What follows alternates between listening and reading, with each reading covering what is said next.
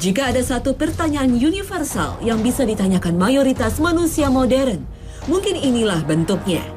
Sudahkah Anda membayar cicilan rumah bulan ini? Sudahkah Anda membayar cicilan kartu kredit bulan ini? Pertanyaan itu memang satir, miris, dan terkesan sinis. Tapi itulah realita sosial ekonomi, terlebih di negara berkembang seperti Indonesia. Bank Indonesia menyatakan bahwa di tahun 2011, perbankan Indonesia telah mengucurkan dana kredit hingga 33.817 triliun rupiah. Jika jumlah total kredit tersebut dibagikan secara merata kepada seluruh penduduk Indonesia, maka tiap insan manusia Indonesia berhutang sebesar 14.700.000 rupiah. Jika rata-rata pendapatan masyarakat adalah 39 juta rupiah dalam setahun, sesuai perhitungan Badan Moneter Internasional IMF, maka lebih dari sepertiga pendapatan rakyat Indonesia digunakan untuk membayar hutang. Data ekonomi makro Indonesia ini pada akhirnya memberikan tanda tanya besar. Benarkah kita adalah manusia yang merdeka? Benarkah kita adalah manusia yang mandiri secara ekonomi? Kredit yang identik dengan hutang tak pelak lagi adalah penopang utama kehidupan sebagian besar masyarakat Indonesia. Kredit kepemilikan rumah, KPR, telah menjadi sarana bagi mayoritas penduduk Indonesia agar mampu memiliki tempat tinggal. Cicilan mobil atau sepeda motor juga harus rutin disisihkan tiap bulannya agar perjalanan menuju kantor menjadi lebih lancar.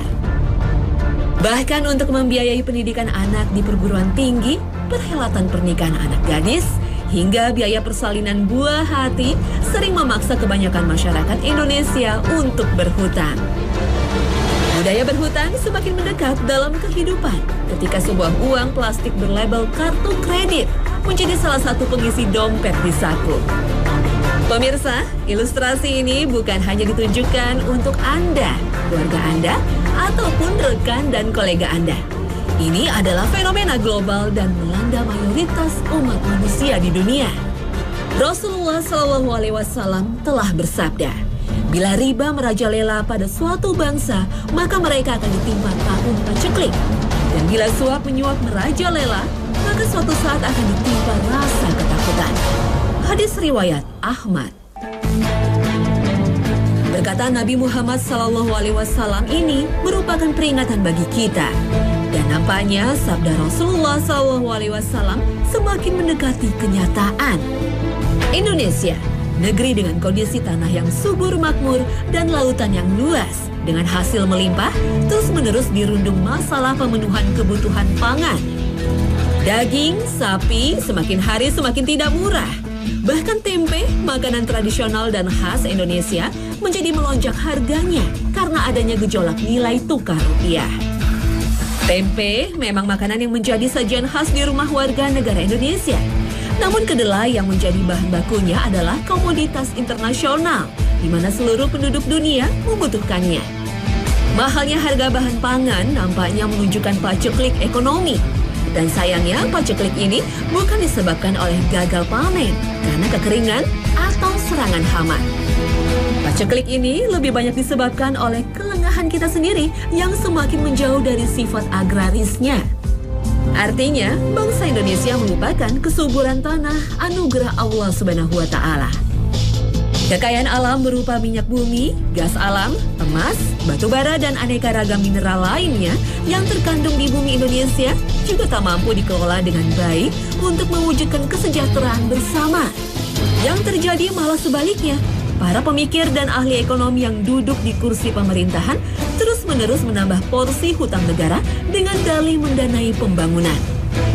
Hingga bulan Mei 2013, total jumlah hutang luar negeri Indonesia adalah 254.295 juta dolar Amerika atau setara 2.797 triliun rupiah. Sekali lagi, kita mesti bertanya kepada diri sendiri sebagai anak bangsa, mampukah generasi kita membayar lunas seluruh hutang itu? Atau haruskah anak dan cucu kita yang harus membereskannya? Dan ada sebuah pertanyaan tambahan. Cukupkah usia kita untuk melunasi hutang KPR, cicilan mobil, atau angsuran biaya kuliah anak sebelum ajal tiba?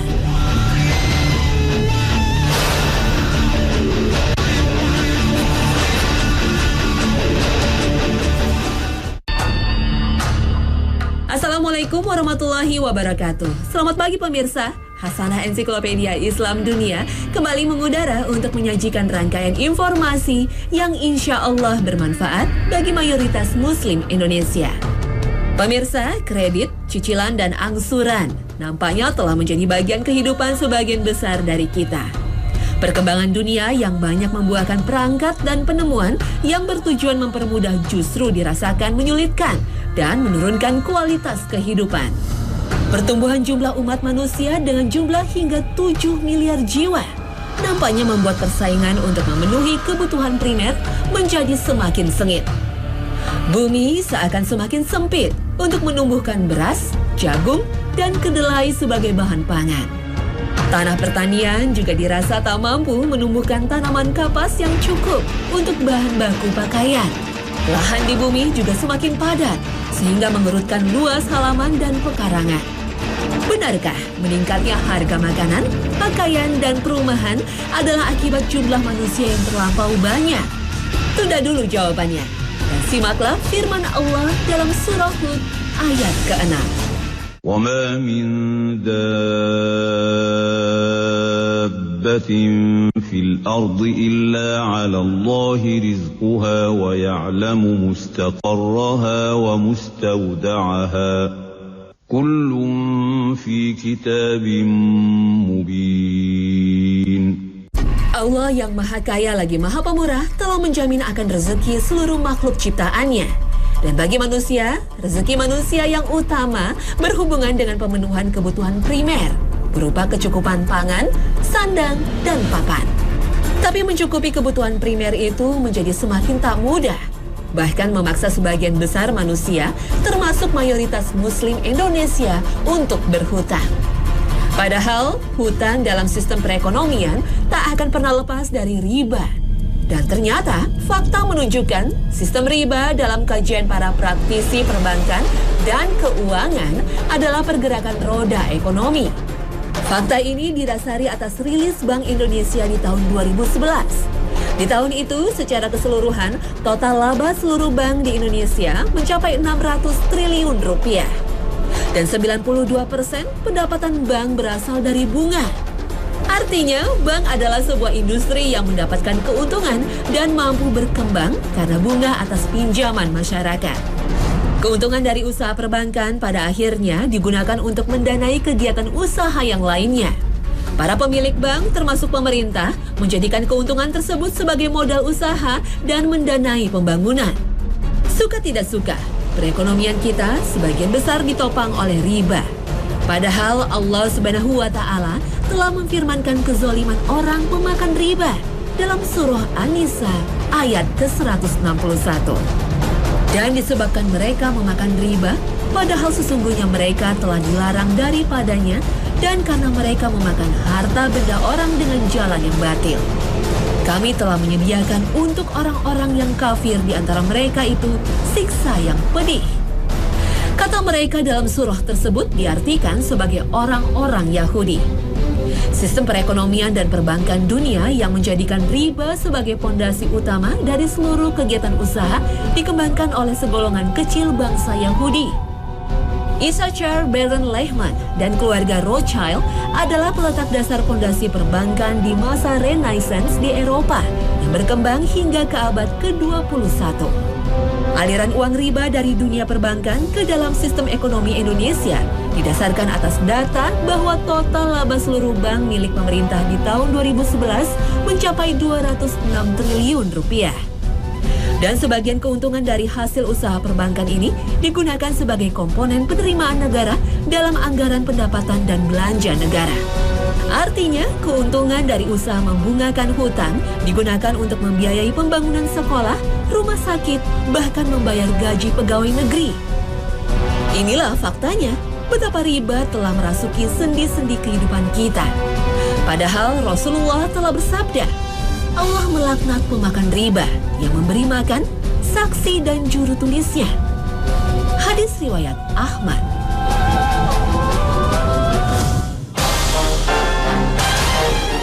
Hutang sejatinya bukanlah sebuah hal yang terlarang dalam kehidupan seorang muslim. Hal ini berdasarkan hadis riwayat Al-Bukhari. Diriwayatkan dari Aisyah radhiyallahu anha bahwasannya ia berkata, Nabi Shallallahu Alaihi Wasallam membeli makanan dari seorang Yahudi dengan tidak tunai. Kemudian beliau menggadaikan baju besinya. Hutang sesuai dengan teladan Nabi Muhammad Shallallahu Alaihi Wasallam hendaknya disertai dengan jaminan. Jaminan itulah yang akan memastikan bahwa kita pasti membayar hutang yang telah dibuat. Kegagalan kita dalam membayar hutang berarti hilangnya sebagian harta yang dijaminkan. Dalam tataran modern, prinsip hutang yang dicontohkan Rasulullah adalah prinsip penggadaian. Gadai dalam konteks sosial kemasyarakatan adalah salah satu sumber dana tunai yang sering dimanfaatkan oleh masyarakat. Ketika tiba masa permulaan sekolah, menjelang datangnya lebaran atau musim hajat, masyarakat banyak yang mendatangi pegadaian. Aktivitas mereka jelas menukarkan logam mulia, perhiasan, barang elektronik, dan bukti kepemilikan kendaraan bermotor dengan uang tunai. Sayangnya sistem gadai yang banyak dipraktekkan masih tak lepas dari unsur riba. Hal ini didasarkan atas beban bunga dan biaya administrasi serta biaya penitipan yang membuat jumlah uang tunai yang didapatkan tak sepadan dengan nilai barang yang dijaminkan. Jika Rasulullah mengajarkan untuk memberikan jaminan ketika berhutang, realitas yang ada kini justru sebaliknya. 2 tahun belakangan ini, perbankan ramai-ramai menggalakkan bisnis kredit tanpa agunan atau KTA. Fasilitas KTA nampaknya menjadi produk utama dari perbankan, utamanya bank-bank asing. Usaha mereka merayu para kreditur dimulai dari menyebar brosur di tempat publik hingga menelpon dengan tujuan merayu calon kreditur. Rayuan maut para praktisi perbankan untuk memanfaatkan KTA sepertinya menggiurkan. Namun bunganya sangatlah mencekik. Para pemasar KTA memang menjanjikan kemudahan pencairan KTA hingga ratusan juta rupiah. Tapi tunggu dulu. Bunga atas KTA adalah bunga yang dihitung bulanan, sehingga besarnya bisa mencapai 25% per tahunnya. Jika seseorang memutuskan mengambil fasilitas KTA dan diangsur hingga lebih dari 4 tahun, maka bisa dipastikan ia harus membayar 2 kali lipat dari jumlah yang dipinjamnya. Kepemilikan atas kartu kredit, jika tak dikelola dengan bijaksana, bisa menjerat kita dalam sistem riba. Kartu kredit dengan kesaktiannya bisa membuat kita seolah mampu membeli barang bahkan yang harganya melebihi kemampuan kita. Perbankan menerbit kartu kredit bisa menyediakan dana hingga 2 kali gaji seorang pegawai setiap bulannya. Kepemilikan kartu kredit bisa menjerumuskan seorang pegawai bergaji 5 juta per bulan seolah-olah memiliki gaji 15 juta rupiah per bulannya. Kartu kredit tak ubahnya sebuah KTA yang memiliki perbedaan bentuk namun sama maknanya. Jeratan riba telah secara nyata merusak tatanan kehidupan manusia. Buktinya nyata ketika seringkali terjadi keributan, pertikaian, bahkan pembunuhan karena adanya aktivitas tagih menagih hutang. Hutang jika dikaji secara mendalam ternyata bersumber dari sifat konsumerisme manusia. Banyak orang merasa menjadi kaya dan mampu ketika di saku atau dompetnya terselip kartu kredit. Dampaknya fatal ketika ia memutuskan untuk berbelanja barang-barang konsumtif yang kebanyakan untuk memenuhi kebutuhan tersier, seperti sepatu kulit mengkilap, kain sutra yang halus, hingga mewangian aroma bunga. Allah Subhanahu wa Ta'ala sejatinya telah berfirman agar tak bergaya hidup boros dalam surah Al-Isra ayat ke-26 hingga 27. وَآتِ ذَا الْقُرْبَى حَقَّهُ وَالْمِسْكِينَ وَابْنَ السَّبِيلِ وَلَا تُبَذِّرْ تَبْذِيرًا إِنَّ الْمُبَذِّرِينَ كَانُوا إِخْوَانَ الشَّيَاطِينِ وَكَانَ الشَّيْطَانُ لِرَبِّهِ كَفُورًا. Hutang layaknya pernikahan dan silaturahmi adalah perkara dunia yang bisa membawa kita pada kebahagiaan hakiki atau justru menempatkan tubuh kita dalam siksa api neraka. Diriwayatkan dari Abu Qatadah radhiyallahu anhu dari Rasulullah sallallahu alaihi wasallam, bahwasannya seseorang bertanya kepada Rasulullah SAW, "Bagaimana menurutmu jika aku terbunuh di jalan Allah? Apakah dosa-dosaku akan diampuni?" Beliau pun menjawab, "Ya, dengan syarat engkau sabar mengharapkan ganjarannya, maju berperang dan tidak melarikan diri kecuali hutang. Sesungguhnya Jibril alaihi salam baru memberitahuku hal tersebut." Hadis riwayat Muslim. Hutang nampaknya akan sulit dihindarkan dalam kehidupan kita. Maka pikirkanlah betul mengapa kita harus berhutang untuk memiliki sebuah barang. Selalu tanyakan kepada diri sendiri, begitu mendesakkah kebutuhanku hingga diriku harus berhutang? Hutang memang sebuah perkara duniawi yang harus diselesaikan di dunia juga. Jika sampai ajal menjemput, hutang kita masih belum terbayar, maka hal ini akan menjadi tanggungan dan beban dari ahli waris kita. Ahli waris wajib melunasi hutang dari seorang jenazah dengan cara membayarkan dari harta yang ditinggalkan. Jika jumlah hartanya masih belum mencukupi, maka kewajiban ahli waris untuk melunasi sisanya. Perkara pelunasan hutang harus dilakukan terlebih dahulu sebelum menjalankan wasiat dan membagikan harta warisan. Rasulullah SAW bersabda, "Barang siapa meminjam harta manusia dan dia ingin membayarnya, maka Allah akan membayarkannya. Barang siapa yang meminjamnya dan dia tidak ingin membayarnya, maka Allah akan menghilangkan harta tersebut darinya." Hadis riwayat Al-Bukhari nomor 2387.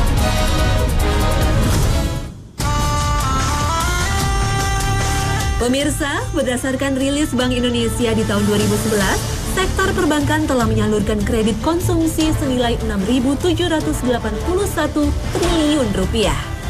Kredit konsumsi dapat berupa banyak bentuk, mulai dari kredit KPR, cicilan mobil, hingga angsuran pembelian telepon genggam ataupun televisi layar datar. Konsumsi sebagai bagian dari hidup manusia memang harus dijalankan. Namun konsumsi dengan konsumtif adalah dua hal yang berbeda. Konsumtif adalah perilaku manusia yang cenderung untuk mengkonsumsi barang dan jasa secara berlebihan. Dan konsumtif ini lekat kaitannya dengan gaya hidup dan gengsi. Perilaku konsumtif inilah yang melahirkan peribahasa lebih besar pasak daripada tiang. Lebih besar pengeluaran dibandingkan pendapatan. Ketika kita memutuskan untuk membeli suatu barang, terutama berharga mahal, pastikan itu adalah barang yang menyambung kehidupan, bukannya peningkat derajat sosial. Jika sebuah sepeda motor mampu kita kendarai dengan nyaman, mengapa kita memaksakan diri untuk berhutang demi memiliki mobil? Jika sebuah sekolah negeri sudah mampu memberikan kualitas pendidikan yang memadai, mengapa memilih mencicil uang gedung di sekolah bertaraf internasional? Dan jika masakan istri di rumah sudah memberikan nutrisi yang cukup, mengapa membiasakan santap di restoran mewah? Perilaku konsumtif inilah yang akhirnya menjerat beberapa manusia dalam belitan hutang dan tentu saja riba. Perkembangan peradaban memang menjadikan salah satu ukuran sukses adalah eksistensi dalam komunitas sosial. Namun, benarkah kita telah berada dalam komunitas yang tepat? Yakinkah kita telah bergaul dengan orang yang menghargai kita secara apa adanya, tanpa memandang kepemilikan harta yang kita punya? Kadangkala berusaha sukses dalam lingkungan sosial membuat kita mengusahakan sesuatu yang sebenarnya di luar jangkauan kita. Dan jika itu yang terjadi, maka dipastikan kesuksesan itu adalah kesuksesan semu yang jauh dari arti kata bahagia. Bahagia sejatinya adalah sebuah pilihan. Bahagia sejatinya rasa syukur atas apa yang kita miliki. Bahagia tidak akan pernah timbul dari perasaan kagum dan iri atas kebahagiaan atas harta orang lain. Karena bahagia sejatinya adalah sebuah pilihan. Pilihan untuk mensyukuri apa yang kita punya, yang mampu kita dapatkan dengan kerja keras. Kebahagiaan atas kepemilikan barang hanya kita dapatkan ketika kita memiliki sesuatu yang terjangkau, yang sesuai dan yang pantas kita miliki.